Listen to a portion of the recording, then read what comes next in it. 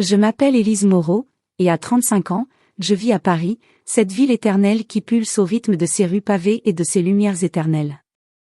Architecte de profession, je passe mes journées penchée sur des plans complexes, imaginant des bâtiments qui défient le ciel, des espaces urbains où la lumière danse librement entre les structures de verre et d'acier. Mon bureau, niché dans un atelier du quartier latin, est un havre de créativité, des croquis épars sur les tables, l'odeur du papier frais et du café noir qui imprègne l'air. Chaque matin, je traverse la Seine sur le pont des Arts, le vent caressant mes cheveux, et je me sens vivante, connectée à cette métropole qui inspire tant de rêves. Ma vie familiale semble tout aussi idyllique.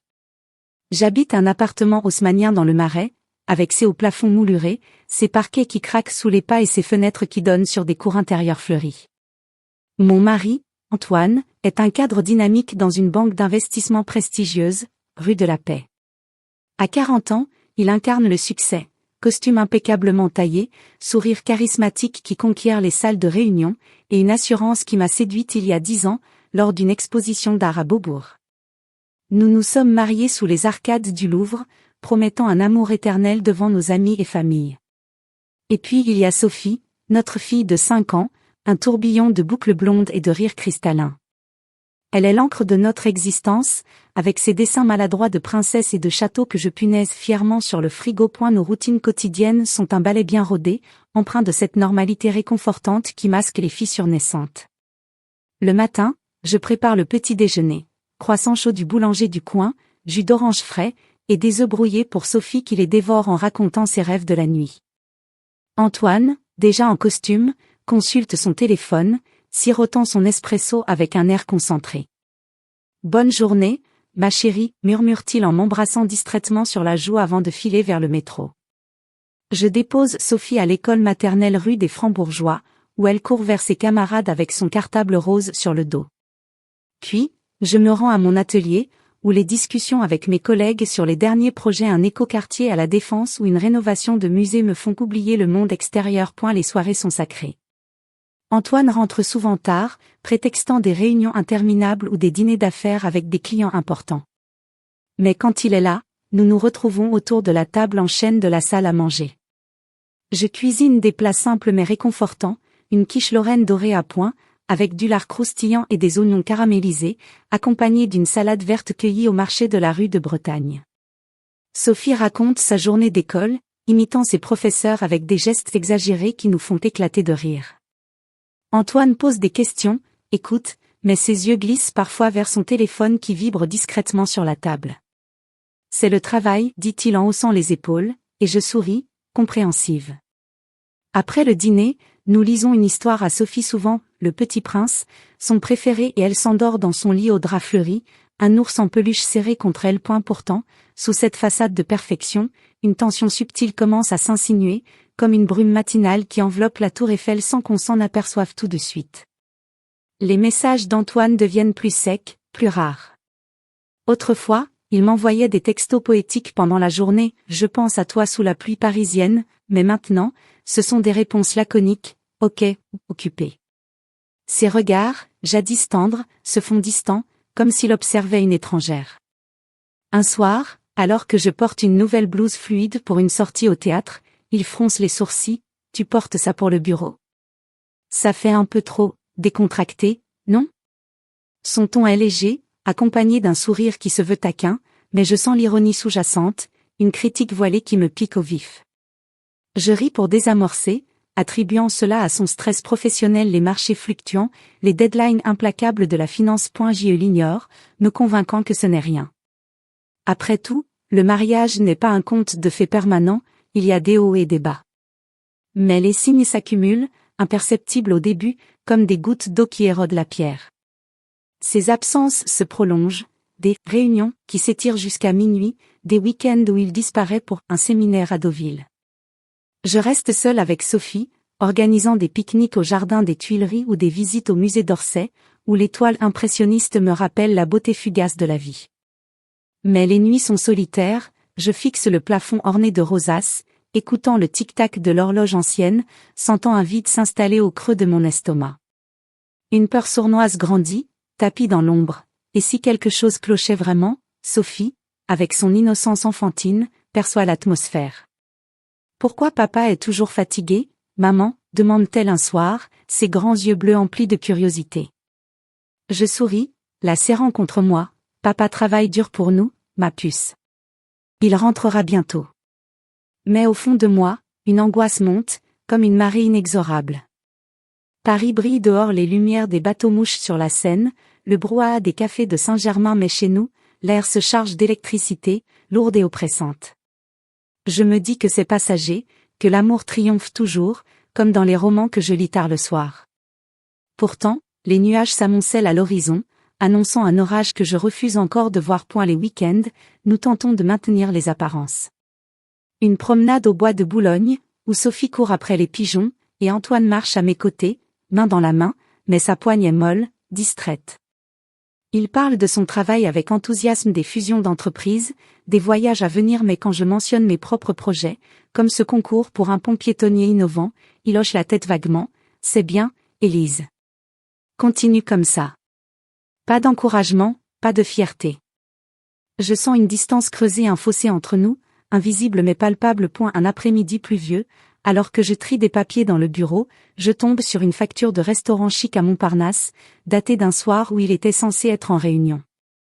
Le montant est exorbitant pour un dîner seul. Mon cœur se serre, mais je repousse le doute, c'était sûrement avec un client. Je range le papier, mais l'inquiétude persiste, comme une écharde sous la peau. Dans l'atelier, mes dessins deviennent plus sombres, les lignes plus anguleuses, reflétant mon tumulte intérieur. Mes collègues le remarquent. Tout va bien, Élise? Tu sembles préoccupée.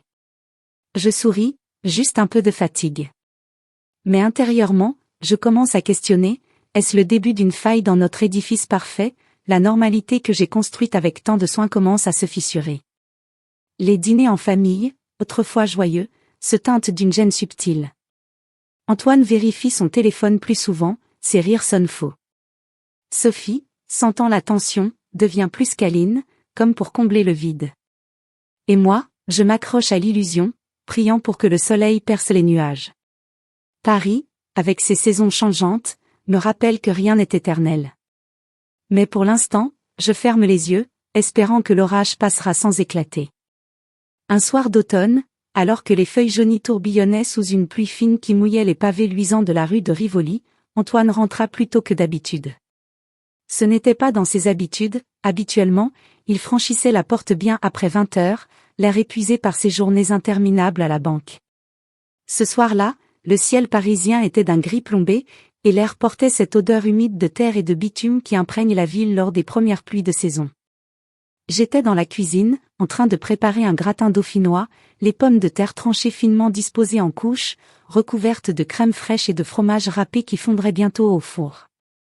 Sophie jouait dans le salon adjacent, construisant une tour avec ses blocs en bois, fredonnant une chanson apprise à l'école. Le bruit de la clé dans la serrure me fit sursauter légèrement. Antoine entra, son attaché-caisse en cuir noir à la main, qu'il posa sur le guéridon de l'entrée avec un soupir théâtral, comme s'il portait le poids du monde sur ses épaules. Ses cheveux étaient légèrement décoiffés par la pluie, et son manteau trench encore perlé de gouttes. « Bonsoir, dis-je en souriant, essuyant mes mains sur un torchon. Il me regarda à peine, se débarrassant de son manteau qu'il accrocha négligemment au porte-manteau. « Élise, lança-t-il d'une voix tranchante, accusatrice, en s'approchant de la table où traînaient encore les sacs de course du matin. Ses yeux se posèrent sur une paire de chaussures neuves que j'avais achetées pour Sophie, des petites bottines en cuir souple, parfaites pour l'automne. « Pourquoi as-tu dépensé autant pour ces chaussures? On n'est pas des millionnaires, tu sais. » Ces mots claquèrent comme un fouet, me prenant au dépourvu.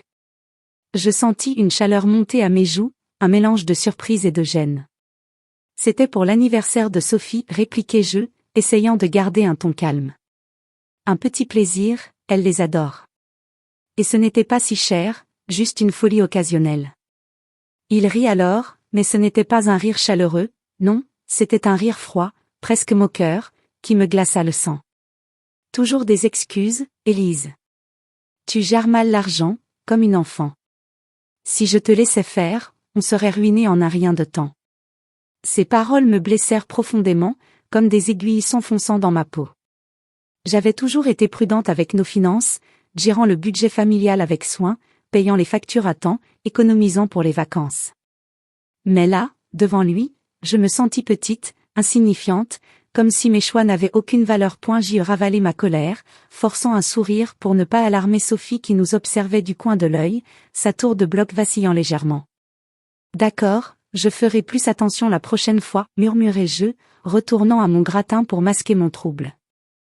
Le dîner se déroula dans une atmosphère tendue, Antoine mangea en silence, consultant son téléphone entre deux bouchées, tandis que Sophie babillait sur sa journée à l'école. Plus tard, une fois notre fille couchée, je tentai de me rapprocher de lui dans notre chambre. La pièce était éclairée par une lampe de chevet tamisée, les rideaux de velours bleu nuit tirés contre la nuit parisienne. Je m'approchai, posant une main sur son épaule, espérant raviver une intimité qui s'effilochait. Mais il tourna le dos, s'enroulant dans les draps avec un grognement. « Pas ce soir, Élise. Je suis épuisée. » Son rejet fut comme une gifle silencieuse, me laissant seule avec mes doutes dans le lit trop grand. Le lendemain matin, la routine reprit son cours, mais l'incident de la veille pesait sur moi comme un manteau trop lourd. Antoine partit tôt, laissant son téléphone portable sur la table de nuit, une étourderie rare pour cet homme si organisé. Curieuse, ou peut-être mue par un pressentiment, je le pris en main. L'écran s'alluma sur un message non lu, « Rendez-vous ce soir, ma chérie. » Baiser, V. Mon cœur s'emballa, cognant violemment dans ma poitrine. Qui était V? Une collègue? Une amie? Les mots « ma chérie » résonnaient comme une trahison flagrante. Je sentis une nausée monter, mes mains tremblantes serrant l'appareil. Quand Antoine revint chercher son téléphone, oubliant qu'il l'avait laissé, je ne pus m'empêcher de confronter. « C'est qui, V ?» demandai-je, la voix chevrotante, lui tendant l'écran. Il blêmit un instant, puis reprit son aplomb avec une rapidité déconcertante. « C'est une collègue, pour le travail. Un projet urgent. Pourquoi fouilles-tu dans mes affaires ?» Son ton était autoritaire, presque agressif, me faisant douter de moi-même. Étais-je paranoïaque? Avais-je imaginé le ton intime du message? Désolé, balbutiai-je, baissant les yeux. Je n'aurais pas dû regarder. Il secoua la tête, comme si j'étais une enfant capricieuse. Exactement. Fais-moi confiance, Élise. Sinon, ça va mal finir. Ces mots me laissèrent un goût amer, une sensation d'étouffement. À partir de ce jour, son comportement changea subtilement, mais de manière insidieuse. Il commença à contrôler mes sorties. « Avec qui vas-tu déjeuner aujourd'hui ? » Ne rentre pas tard, Sophie a besoin de toi. Ces questions, posées sous couvert de soucis, sonnaient comme des ordres.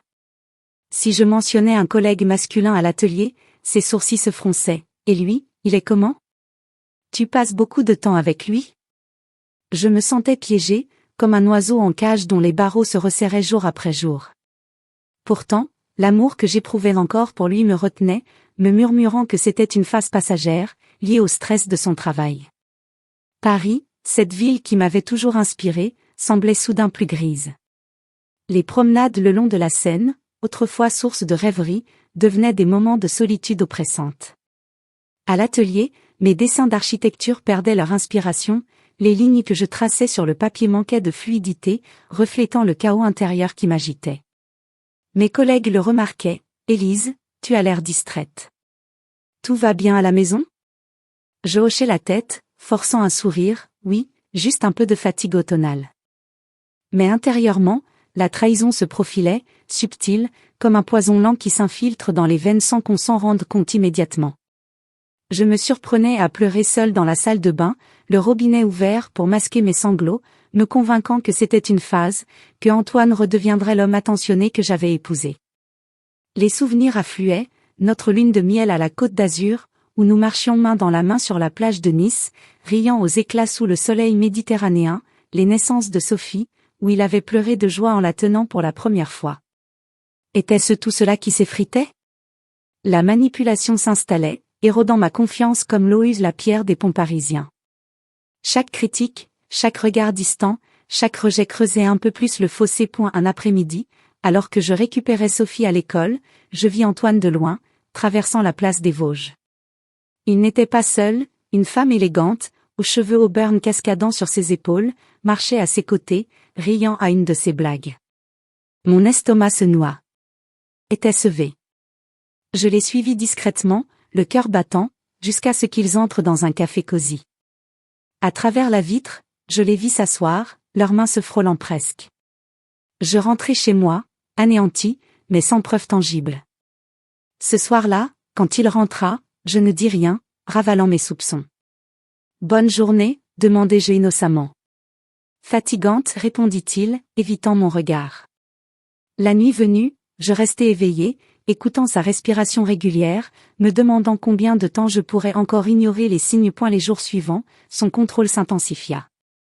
Il vérifiait mes relevés de carte bancaire, commentant chaque dépense. Ce déjeuner avec Claire, c'était nécessaire?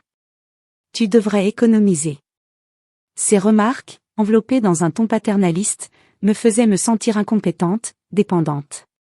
À l'atelier, mes projets stagnaient, un plan pour une résidence écologique à Belleville, que j'avais conçu avec passion, semblait maintenant fade, dépourvu d'âme. Sophie, sentant la tension, devenait plus collante, me suivant partout dans l'appartement comme un petit ombre. « Maman, pourquoi papa est fâché ?» me demanda-t-elle un soir, ses yeux innocents me transperçant. Je la serrai contre moi. « Il n'est pas fâché, ma chérie. Juste fatigué. » Pourtant, au fond de moi, une voix murmurait que ce n'était pas de la fatigue, mais le début de quelque chose de plus sombre. La trahison n'était plus un vague soupçon, elle prenait forme, comme les contours d'un bâtiment émergeant d'un croquis brouillon. Paris, avec ses lumières scintillantes et ses rues animées, contrastait cruellement avec le froid qui s'installait dans notre foyer. Je me promenais seul au crépuscule, longeant les quais de l'île Saint-Louis, observant les couples enlacés, enviant leur apparente sérénité. Combien de temps encore allais-je tolérer cela? La manipulation érodait non seulement ma confiance, mais aussi mon identité, me transformant en une ombre de la femme vibrante que j'avais été. Mais pour l'instant, je tenais bon, accroché à l'espoir ténu d'un retour à la normale, ignorant que le poison continuait son œuvre insidieuse. C'était notre 10e anniversaire de mariage, une date que j'avais marquée d'une croix rouge sur le calendrier mural de la cuisine, comme un phare dans la brume croissante de notre relation. J'avais décidé de tout mettre en œuvre pour raviver la flamme qui vacillait entre nous, cette étincelle qui avait illuminé nos premières années. Paris, en ce soir de printemps, offrait un décor parfait. Les arbres des Champs-Élysées bourgeonnaient timidement, et l'air portait cette douceur parfumée de lilas et de promesses renouvelées. J'avais choisi le Ritz, place Vendôme, ce palais d'élégance intemporelle où les célébrités et les amoureux se croisaient sous les lustres cristallins. La réservation avait été faite des mois à l'avance, un luxe que je m'étais permis en puisant dans mes économies personnelles, gagné grâce à un projet d'architecture réussi, la rénovation d'un hôtel-boutique dans le quartier de Saint-Dache-Germain. J'y m'étais préparé avec soin, comme pour un premier rendez-vous. Dans la salle de bain de notre appartement du Marais, éclairée par la lumière dorée du soleil couchant filtrant à travers les voilages, j'avais enfilé ma robe rouge préférée, une création fluide en soie qui épousait mes courbes avec une grâce sensuelle. Le tissu chatoyait sous la lumière, rappelant les coquelicots des champs provençaux que nous avions visités lors de notre lune de miel. J'avais relevé mes cheveux en un chignon sophistiqué, laissant quelques mèches folles encadrer mon visage, et appliqué un maquillage subtil, un trait d'eyeliner pour intensifier mon regard vert, et un rouge à lèvres assorti à la robe, audacieux et vibrant. En me regardant dans le miroir antique aux dorures usées, je me sentais belle, désirable, prête à reconquérir l'homme que j'aimais. Sophie était chez une baby-sitter de confiance, une voisine retraitée qui adorait la gâter avec des histoires de fées. « Amusez-vous bien, Madame Moreau » m'avait-elle dit avec un clin d'œil complice. Antoine m'avait promis d'être à l'heure, mais comme souvent ces derniers temps, il arriva en retard. J'attendais dans le hall somptueux du Ritz, entouré de marbre poli et de fleurs fraîches disposées en bouquets extravagants. L'horloge indiquait 20 minutes de retard, je pianotais nerveusement sur mon téléphone, ignorant les regards curieux des concierges en livrée. Enfin, il surgit, l'air agité, son costume froissé comme s'il avait couru. « Désolé, ma chérie, une réunion qui s'est éternisée » marmonna-t-il en m'embrassant distraitement sur la joue. Son parfum habituel, boisé et masculin, était masqué par une note florale inhabituelle, presque féminine. Je chassai le doute, me concentrant sur son sourire, forcer mes présents. Et la salle à manger était un enchantement, bondée de Parisiens élégants, des couples murmurant des secrets, des hommes d'affaires concluant des deals autour de verres de cristal. Les chandelles vacillantes sur les tables projetaient des ombres dansantes sur les murs tapissés de soie, et un pianiste discret jouait des mélodies jazzées en fond sonore. Nous nous installâmes à une table intime près de la fenêtre, donnant sur la place Vendôme illuminée par les lumières des bijouteries de luxe. Le serveur, impeccable dans son smoking, nous présenta la carte avec une courbette.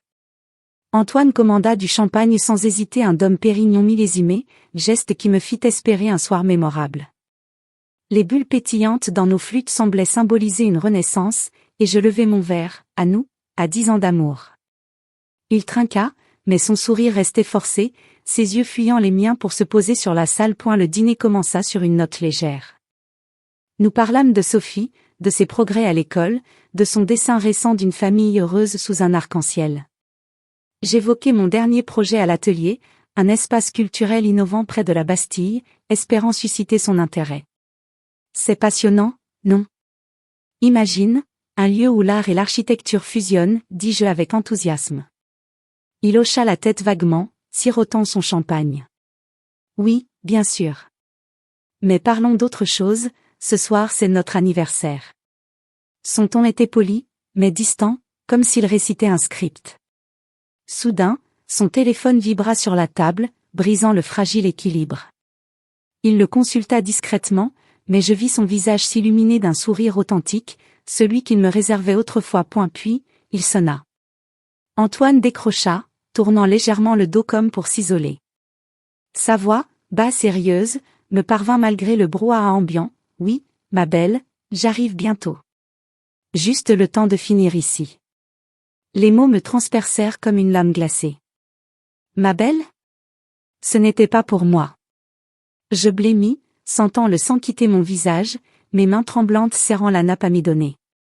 Le serveur, qui approchait avec nos entrées des escargots en persillade pour lui, une salade de foie gras pour moi, s'arrêta net, percevant l'attention. Autour de nous, les convives continuaient leur conversation, mais je sentais déjà des regards curieux se poser sur notre table. Antoine raccrocha, reposant son téléphone avec nonchalance. Élise, je dois partir. Une urgence au bureau, un client en panique.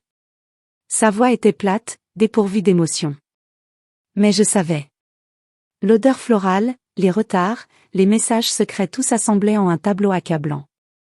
Avec qui parlais-tu? Demandai-je, la voix chevrotante, essayant de garder un ton bas pour ne pas attirer l'attention.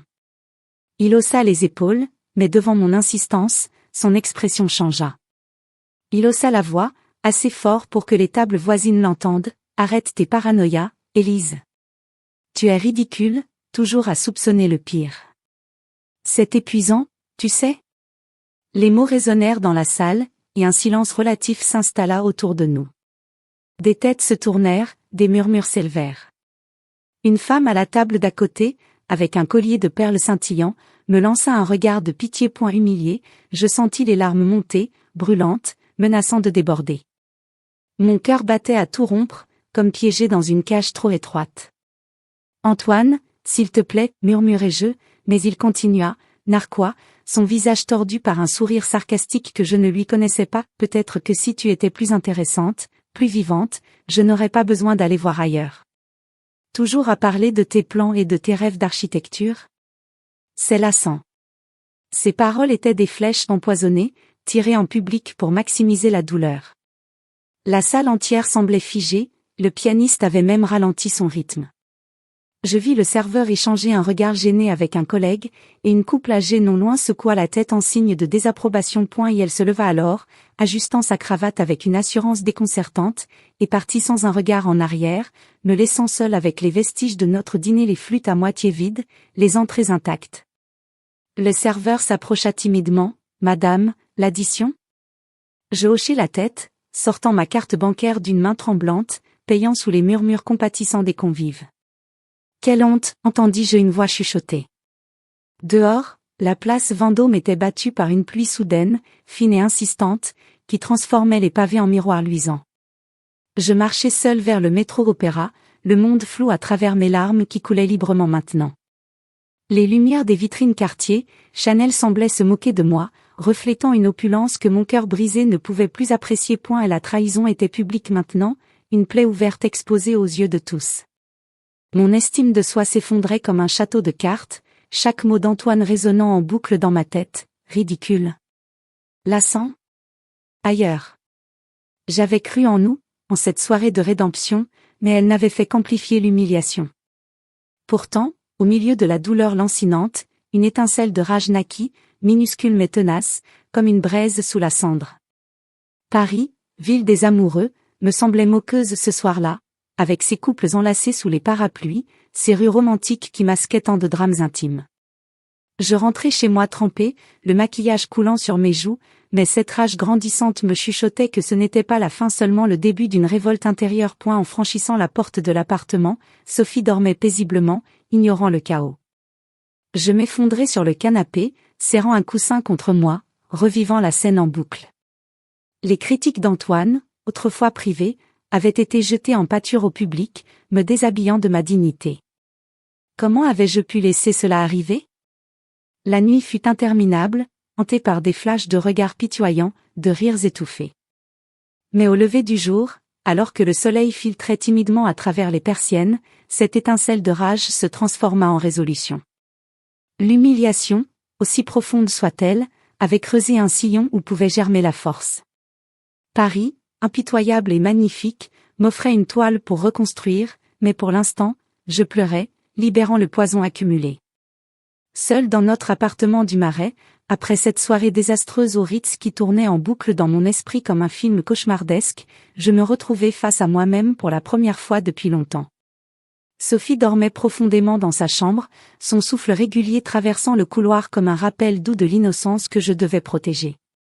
La lumière tamisée du salon projetait des ombres longues sur les murs haussmanniens, et je fixais les photos encadrées qui ornaient la cheminée, Antoine et moi à Versailles lors de notre voyage de noces, riant sous les fontaines, notre mariage au Louvre, entouré d'amis radieux, la naissance de Sophie, où Antoine, les yeux rougis d'émotion, la tenait contre son cœur.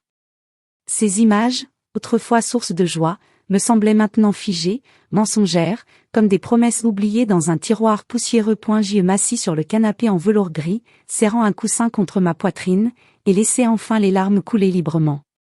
Ce n'était plus seulement la douleur de l'humiliation publique qui me submergeait, mais la prise de conscience brutale que les pièces du puzzle s'assemblaient avec une clarté cruelle. Antoine n'était plus l'homme aimant et attentionné que j'avais épousé, il s'était transformé en quelqu'un qui manipulait, isolait, diminuait.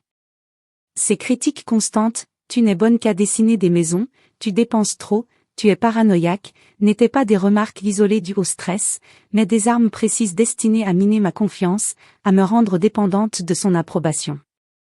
Les appels secrets, les nuits solitaires où il tournait le dos, les odeurs de parfums étrangers sur ses vêtements, tout prenait sens maintenant. Ce n'était pas une phase passagère, c'était un schéma, une manipulation émotionnelle délibérée. Le lendemain matin, alors que Paris s'éveillait sous un ciel encore gris, je préparais le petit déjeuner pour Sophie comme un automate. Les croissants sentaient bon la beurre chaud, mais je n'avais pas d'appétit. Antoine n'était pas rentré de la nuit, un message laconique, réunion prolongée, dors bien. Je n'avais même pas répondu. Sophie, avec sa sensibilité d'enfant, posa sa petite main sur la mienne. Maman, tu es triste? Je souris faiblement, la serrant dans mes bras. Non, ma puce, juste un peu fatiguée. Mais intérieurement, un tourbillon faisait rage. C'est alors que mon téléphone vibra. Un appel de Claire, ma plus vieille amie, architecte comme moi, que j'avais rencontrée à l'école des Beaux-Arts. Nous nous voyions moins ces dernières années, Antoine prétextant toujours qu'elle était trop indépendante, et que ses idées me montaient à la tête. Élise, ça va? Tu as une voix bizarre, dit-elle dès que je décrochai. Je fondis en larmes, incapable de retenir plus longtemps le flot. Je lui racontai tout, les critiques, les soupçons, l'humiliation au Ritz. Il y eut un silence, puis sa voix ferme, « Élise, écoute-moi. Il te traite mal. Ce n'est pas de l'amour, c'est du contrôle. Ouvre les yeux, enfin. Tu mérites tellement mieux que ça. » Ces mots, prononcés avec une conviction absolue, furent comme un électrochoc. Pour la première fois, j'admis à voix haute, « Tu as raison. C'est de la manipulation émotionnelle. » Après avoir raccroché, je me rendis dans la chambre, Sophie à l'école, et sortis des livres que j'avais achetés en secret des mois plus tôt, lors d'un moment de doute fugace. Ils étaient cachés sous une pile de vêtements dans le dressing. Les manipulateurs sont parmi nous, sortir d'une relation toxique, le gaslighting expliqué. Je les avais lus en cachette, la nuit, quand Antoine dormait, me sentant coupable de seulement envisager que notre mariage puisse être malade. Aujourd'hui, je les posais sur le lit et les relus à la lumière du jour, sans honte. Chaque page confirmait ce que mon instinct hurlait depuis longtemps, les critiques incessantes pour détruire l'estime de soi, l'isolement progressif des amis et de la famille, les alternances de froideur et de fausse tendresse pour maintenir l'emprise. Mes larmes coulaient à nouveau, mais cette fois, c'était un mélange de tristesse profonde et de clarté libératrice. Pourquoi ai-je toléré ça si longtemps, me demandai-je, le cœur serré. Mon reflet dans le miroir de la coiffeuse me renvoya l'image d'une femme épuisée, cernes sous les yeux, lèvres pincées, épaules voûtées. Mais derrière cette fatigue, je vis autre chose, une détermination naissante, une lueur dans le regard qui n'y était plus depuis des années. À l'atelier, cet après-midi-là, mes collègues remarquèrent immédiatement mon état. Nous travaillions sur un projet collectif pour un parc urbain à Montmartre, et je restais silencieuse pendant la réunion, traçant distraitement des lignes sur mon carnet. Marc, un collaborateur de longue date, s'approcha pendant la pause café. « Élise, tu n'es pas toi-même. Quelque chose ne va pas ?» Pour la première fois, je me confiai. Pas tout, mais assez, mon mariage s'effrite. Antoine, il change. Les mots sortirent comme un barrage qui cède, et Marc écouta sans juger, posant une main amicale sur mon épaule. Tu es forte, Élise. Tu vas traverser ça. Cette confidence, si petite soit-elle, fut libératrice. Comme si prononcer la vérité à voix haute la rendait réelle, tangible, et donc surmontable. Paris, avec ses cafés philosophiques et ses librairies indépendantes, m'inspira soudain à réfléchir plus profondément. Le soir même, après avoir couché Sophie, je m'installai à la table de la salle à manger avec un carnet neuf. J'y notais mes forces, celles qu'Antoine avait tenté d'effacer, mon talent d'architecte reconnu, j'avais gagné 2 concours nationaux, ma résilience, j'avais surmonté la perte de ma mère jeune, ma capacité à aimer profondément, prouvée par l'amour inconditionnel que je portais à Sophie. Je listais aussi mes rêves étouffés, voyager seule avec ma fille, ouvrir mon propre atelier, dessiner des bâtiments qui inspirent la liberté plutôt que la contrainte. La conscientisation grandissait en moi comme une marée montante, inexorable. La trahison n'était plus un secret honteux que je portais seul, mais un catalyseur, une épreuve qui me révélait ma propre valeur. Je commençai à reprendre de petits contrôles, je sortis dîner avec Claire sans demander la permission d'Antoine, je refusai de justifier une dépense pour un nouveau logiciel de dessin, je répondis calmement à une de ses critiques par un simple « Je n'accepte pas que tu me parles comme ça ». Chaque petite victoire renforçait ma colonne vertébrale. Un soir, alors que la pluie tambourinait contre les fenêtres et que les lumières de Paris scintillaient comme des étoiles tombées sur la terre, je me tins devant la grande baille vitrée du salon. Antoine était encore en réunion, mais je ne l'attendais plus avec angoisse. Je sentais une force intérieure émerger, prête à briser les chaînes invisibles qu'il avait forgées autour de moi. Les humiliations, les mensonges, les manipulations, tout cela avait été une longue nuit, mais l'aube pointait enfin. Je n'étais plus la femme qui se terrait dans le doute, j'étais Élise Moreau, architecte, mère, et surtout, une femme qui se redécouvrait. La route serait encore longue, semée d'embûches, mais pour la première fois depuis des années, j'entendais ma propre voix, claire et puissante, me murmurer « Tu mérites mieux. Et tu vas le prendre. » L'invitation arriva par message, un mardi matin pluvieux où Paris semblait lavé de ses couleurs habituelles. Viens à l'aéroport Charles de Gaulle samedi pour me dire au revoir. Départ 14h pour Nice, voyage d'affaires important. J'aimerais que tu sois là. Ces mots, signés Antoine, firent battre mon cœur plus vite. Depuis l'humiliation au Ritz et les semaines de prise de conscience qui avaient suivi, nous vivions dans une trêve froide, il dormait dans le bureau, moi dans notre chambre, et nous échangions à peine quelques phrases polies devant Sophie. Ce message représentait peut-être une ouverture, un désir de réconciliation avant son départ. Malgré tout ce que je savais maintenant, une partie de moi, celle qui avait aimé follement cet homme pendant 10 ans, voulut y croire. J'acceptai. Le samedi arriva avec un ciel clair, presque moqueur. Je confiai Sophie à Claire pour l'après-midi, enfiler une robe chemise bleu marine élégante mais sobre, attacher mes cheveux en une queue de cheval basse et pris le RERB vers Roissy.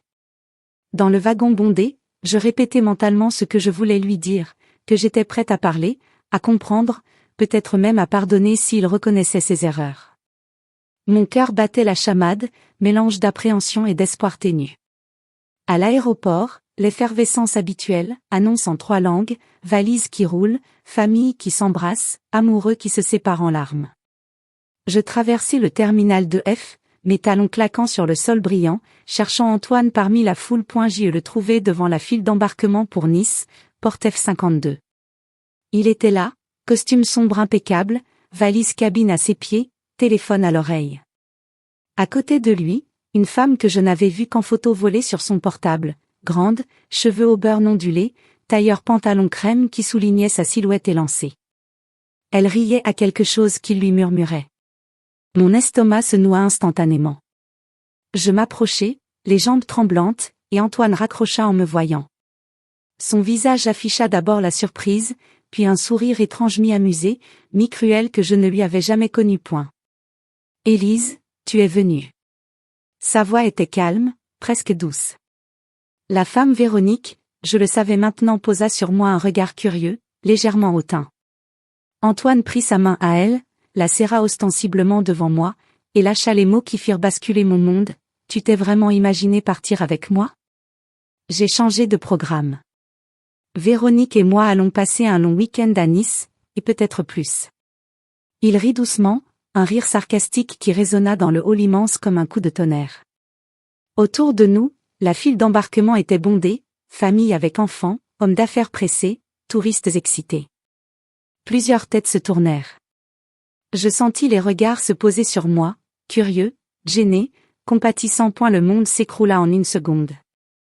Les bruits de l'aéroport devinrent assourdissants, annonces, roulettes de valises, conversations en fond. Mais au centre, il n'y avait plus que cette phrase, répétée en boucle dans ma tête. Humiliation suprême, devant des dizaines d'inconnus. Mon visage brûla, mes mains tremblèrent, mais quelque chose en moi, cette force nouvelle née des semaines de réflexion, refusa de s'effondrer complètement. Je soutins son regard, respirai profondément, et esquissai un sourire. Pas un sourire de soumission, non. Un sourire froid, maîtrisé. Bon vol, dis-je simplement, la voix claire malgré la tempête intérieure. Antoine fronça légèrement les sourcils, déstabilisé par mon calme. Véronique eut un petit rire nerveux, serrant plus fort sa main à lui. Les portes d'embarquement s'ouvrirent, la file avança. Ils passèrent le contrôle sans un regard en arrière. Je restai planté là, au milieu du hall, pendant ce qui me parut une éternité, tandis que les passagers défilaient autour de moi comme un fleuve indifférent. Puis, quand les portes se refermèrent enfin et que l'avion fut annoncé en porte, un homme en uniforme d'agent d'escale s'approcha discrètement. Je le reconnus, c'était Pierre, un ancien camarade de promotion aux Beaux-Arts, reconverti dans la sécurité aéroportuaire. Nous nous étions recroisés par hasard quelques mois plus tôt lors d'un vernissage, et je lui avais confié, entre 2 verres de vin, mes doutes sur mon mariage et ma peur qu'Antoine me laisse dans une situation précaire. Et elle s'arrêta à ma hauteur, regard sérieux mais bienveillant. « Madame, on applique la directive ?» demanda-t-il à voix basse. J'avais tout prévu, dans les semaines qui avaient suivi ma prise de conscience. J'avais consulté une avocate spécialisée en divorce de cadre supérieur, transféré discrètement une partie de nos économies sur un compte à mon nom seul, et donné instruction à Pierre grâce à ses contacts dans les services financiers de l'aéroport de bloquer temporairement les cartes bancaires professionnelles d'Antoine et d'annuler ses réservations hôtels si jamais la trahison devenait flagrante. C'était ma police d'assurance, mon plan B que j'espérais ne jamais utiliser. Mais là, devant cette humiliation ultime, je n'hésitais plus. Je hochai lentement la tête, un simple signe affirmatif. Pierre inclina légèrement la tête en retour et s'éloigna vers son poste. Je restai encore un moment, regardant l'avion d'Antoine s'éloigner sur le tarmac par la grande baie vitrée. Le soleil se reflétait sur le fuselage, aveuglant. C'était le point de rupture. Plus de retour possible. Plus de tolérance pour les mensonges, les manipulations, les humiliations. Je sentis une vague de rage pure me traverser, suivie immédiatement par un soulagement immense, presque euphorique. Les larmes vinrent enfin, mais elles étaient différentes, des larmes de libération, pas de défaite. J'y rentrais à Paris en RER, le visage tourné vers la fenêtre, regardant les banlieues défiler. Mon téléphone vibra plusieurs fois, des messages d'Antoine, probablement des excuses ou des justifications, mais je l'éteignis. À l'appartement, Claire ramena Sophie en fin d'après-midi. Ma fille courut dans mes bras. Maman. Papa est parti en avion? Je la serrai fort, respirant son odeur de shampoing à la fraise. Oui, ma chérie. Mais toi et moi, on va être très bien. Pour elle, pour moi, je devais changer. Radicalement. Ce soir-là, après avoir couché Sophie, j'appelai mon avocate. C'est le moment, lui dis-je. Je veux entamer la procédure de divorce immédiatement. Elle nota tout calmement, me confirma que les mesures conservatoires étaient déjà en place. Puis je commençai à préparer les valises, pas pour partir, mais pour marquer la fin. Les affaires d'Antoine dans des cartons, le bureau vidé, les serrures à changer dès le lundi.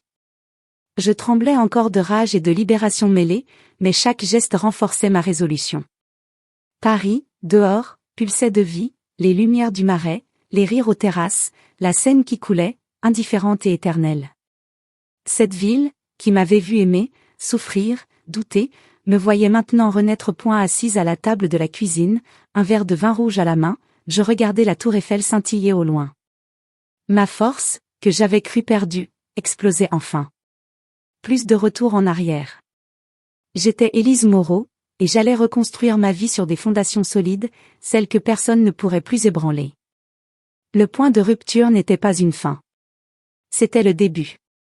Le lendemain matin, un dimanche ensoleillé qui faisait scintiller les toits de zinc du Marais, mon téléphone se mit à vibrer sans discontinuer sur la table de nuit.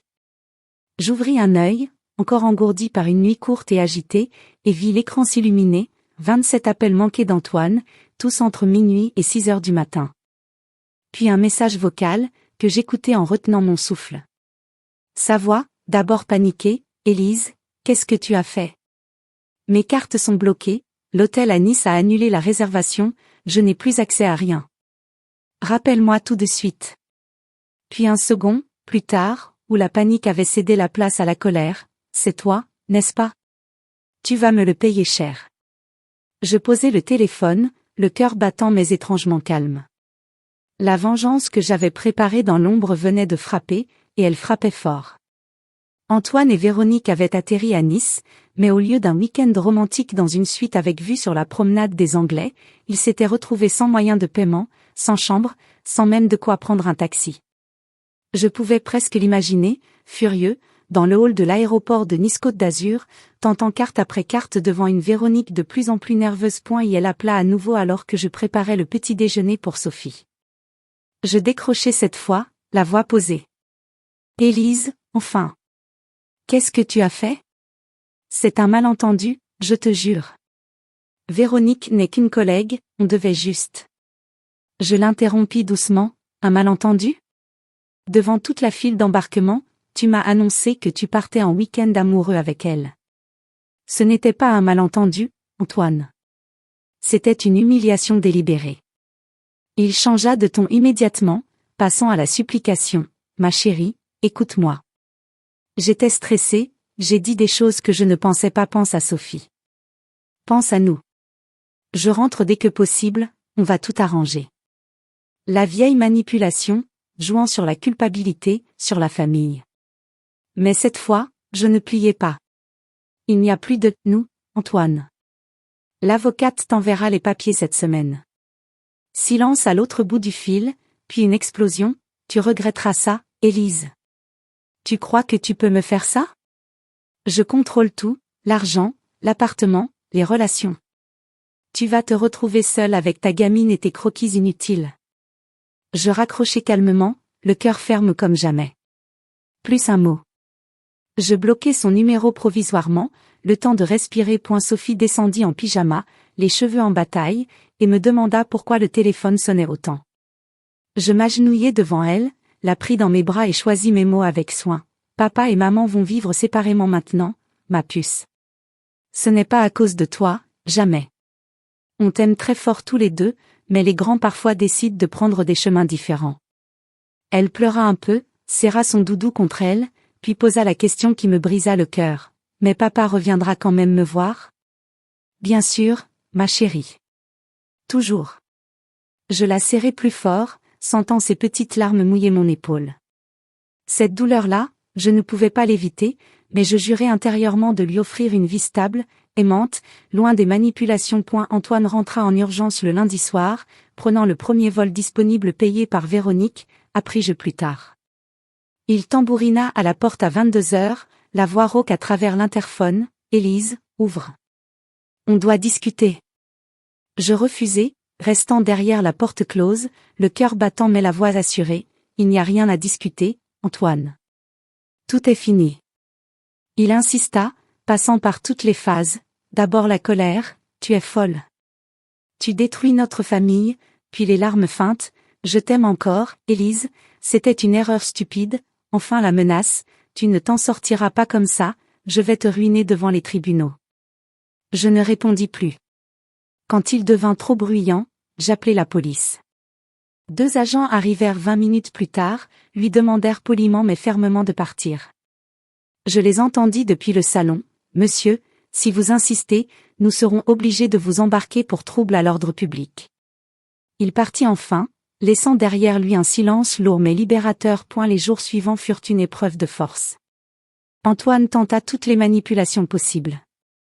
Il envoya des bouquets de roses rouges mes préférés autrefois avec des cartes larmoyantes. « Pardonne-moi, reviens-moi. » Je les donnai à la voisine âgée du dessus.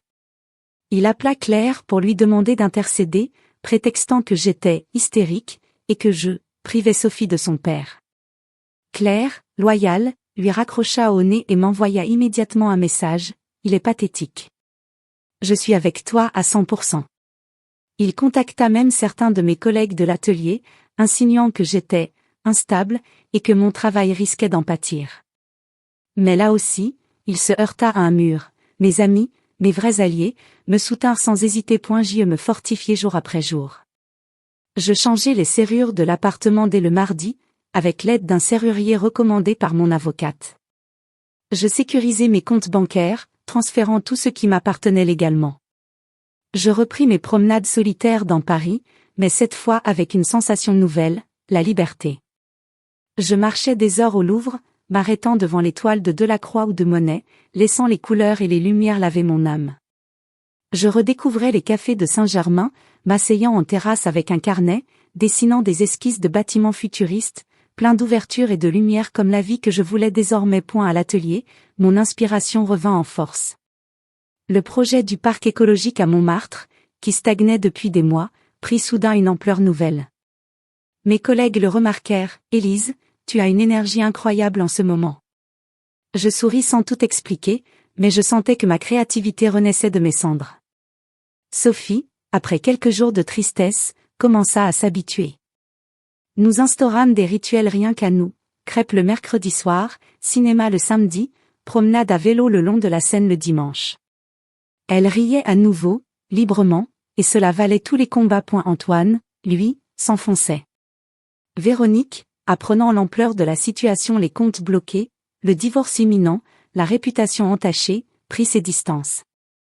Il se retrouva seul, obligé de loger chez un collègue, à mendier des avances sur salaire pour payer ses factures. Il tenta une dernière fois de me joindre par un mail long et décousu, mélange de reproches et de promesses. Je ne répondis pas. Je n'avais plus besoin de ces mots pour exister. Ma force grandissait, imperméable à ces jeux. Chaque fois qu'il essayait de me déstabiliser, je sentais au contraire ma détermination se renforcer, comme un muscle qui se développe sous l'effort. Paris m'offrait un nouveau départ, les marchés animés où j'achetais des fleurs pour l'appartement, les expositions où je retrouvais des amis d'école, les soirées où je riais à nouveau sans retenue. La trahison qui avait failli me détruire le consumait maintenant, lui. Et moi, j'étais debout, plus solide que jamais. 6 mois plus tard, le jugement de divorce fut prononcé un matin de septembre clair et frais, dans une salle austère du tribunal de grande instance de Paris. J'étais assise sur un banc de bois poli par des générations de drames humains, vêtue d'un tailleur anthracite sobre mais élégant, les cheveux relevés en un chignon impeccable. Mon avocate, maître Duval, posa une main rassurante sur mon bras quand le juge lut la décision. garde alternée pour Sophie, pension alimentaire raisonnable, et surtout, l'appartement du Marais attribué à mon nom exclusif. Antoine, de l'autre côté de la salle, pâle et les traits tirés, évita mon regard. Il avait perdu son aura de cadre invincible, les excès, les nuits blanches et les erreurs financières avaient laissé des traces. Quand tout fut terminé, je sortis sur le parvis de l'île de la Cité, respirai l'air chargé d'histoire et sentis enfin le poids immense s'envoler de mes épaules. J'y gardai l'appartement, ce havre haussmannien qui avait été témoin de tant de larmes et qui allait désormais n'accueillir que des rires. Sophie y avait sa chambre inchangée, avec ses posters de licorne et ses livres empilés, et nous instaurâmes un rythme fluide, une semaine chez moi, une semaine chez son père, qui avait loué un petit 2 pièces à Bastille. Au début, elle revenait parfois triste, me racontant que « papa est souvent fatigué et parle tout seul », mais peu à peu elle s'épanouit, comprenant que l'amour de ses 2 parents ne dépendait pas d'un toit unique. Elle devint plus confiante, plus curieuse, et ses dessins à l'école maternelle débordaient désormais de couleurs vives et de soleil souriant. Professionnellement, je prospérais comme jamais. Quelques semaines après le divorce, je fus promue associée principale à l'atelier. Mon projet phare, un parc écologique suspendu à Montmartre, fut sélectionné par la mairie de Paris pour un concours international. Les plans que j'avais esquissés dans les nuits d'insomnie devinrent réalité, passerelles végétalisées, jardins verticaux, espaces de respiration au cœur de la ville. Les journaux en parlèrent. Le Monde, Libération, même un reportage sur France 2 et mon nom circula dans les cercles d'architecture durable. Mes dessins respiraient enfin la liberté que je m'étais reconquise, lignes fluides, ouvertures généreuses, matériaux naturels qui laissaient entrer la lumière comme on laisse entrer l'espoir. Je repris goût à la vie parisienne, celle que j'avais autrefois aimée avant que les chaînes invisibles ne m'étouffent. Les matins, je déposais Sophie à l'école et m'arrêtais au café de Flore pour un café crème et un croissant, observant les passants avec un regard neuf. Les après-midi libres, je flânais dans les galeries de Saint-Germain-des-Prés, retrouvant des amis d'école que j'avais trop longtemps négligés. Claire et moi reprîmes nos dîners hebdomadaires, riant jusqu'aux larmes autour d'une bouteille de Sancerre, parlant de tout sauf du passé. Je rencontrai d'autres femmes, lors de conférences ou de vernissages, qui avaient traversé des tempêtes similaires et qui, comme moi, en étaient sorties plus fortes. Leurs histoires me confirmaient que je n'étais pas seule, que la résilience était une force collective. Antoine, lui, s'enfonçait doucement. Les conséquences de ses choix le rattrapaient une à une. La banque, apprenant ses dettes et ses absences répétées, le muta à un poste subalterne. Véronique l'avait quitté dès que les comptes s'étaient asséchés, préférant un autre cadre plus stable. Il tenta plusieurs fois de revenir vers moi, pas par amour, mais par habitude et par peur de la solitude, des messages laconiques, « Comment va Sophie ?», des cadeaux maladroits pour sa fille, des appels tardifs où il mendiait des faveurs financières que je refusais systématiquement. « Tu as gagné, Élise », me dit-il un jour au téléphone, la voix amère. Je répondis simplement, « Ce n'était pas une compétition, Antoine. C'était une libération. » Et je raccrochai point pour fêter la fin définitive de cette période sombre. Sophie et moi partîmes en vacances sur la Côte d'Azur, ironie douce du destin. Nous prîmes le TGV jusqu'à Nice, puis un bus le long de la côte jusqu'à Villefranche-sur-Mer. Les eaux turquoises, les ruelles escarpées fleuries de bougainvilliers, les glaces artisanales dégoulinantes sur nos doigts, tout était léger, joyeux, neuf. Sophie courait sur la plage, riant aux éclats quand les vagues lui chatouillaient les pieds. Je m'allongeai sur le sable chaud, fermant les yeux, laissant le soleil effacer les dernières cicatrices. Je me sentais entière, indépendante, vivante. Dès au retour à Paris, les nuits solitaires devinrent paisibles.